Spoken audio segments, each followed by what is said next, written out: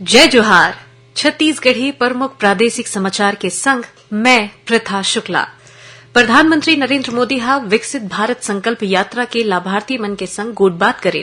श्री मोदी हा कहेन कि पाछू 10 बछर में कल्याणकारी योजना ले लोगन मन के जिंदगी में बड़का बदलाव आए है। मुख्यमंत्री विष्णुदेव साय हा आज रायगढ़ में रोड शो करे।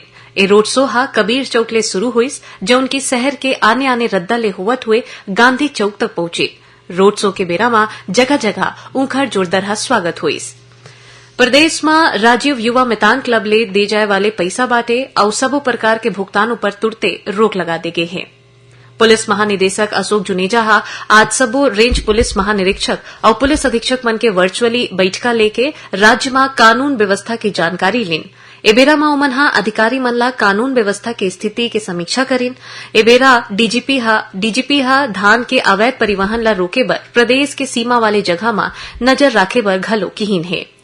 अपहरण, लूट, राष्ट्रीय सुरक्षा अधिनियम और महादेव सट्टा ऐप मामला में लंबा बेरा ले भागे आरोपी दीपक नेपाली ला दुर्ग जिला के बैसाली नगर ले पुलिस और क्राइम ब्रांच गिरफ्तार करे है।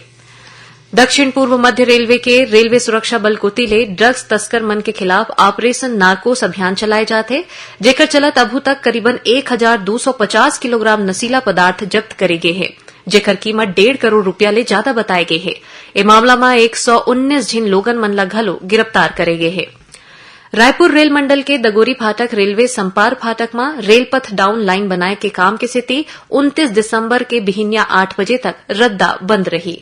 और विभागाध्यक्ष राजपत्रित अधिकारी संघ और शासकीय कर्मचारी संघ कोती ले 3 जनवरी ले नवा रायपुर के सेक्टर 25 राखी गांव में नवा रायपुर प्रीमियम लीग के आयोजन करे जाही, जेमा क्रिकेट के अलावा बैडमिंटन, कैरम और वॉलीबॉल के प्रतियोगिता होही। तय रहीस अभू तक के प्रमुख प्रादेशिक समाचार। जय जोहार।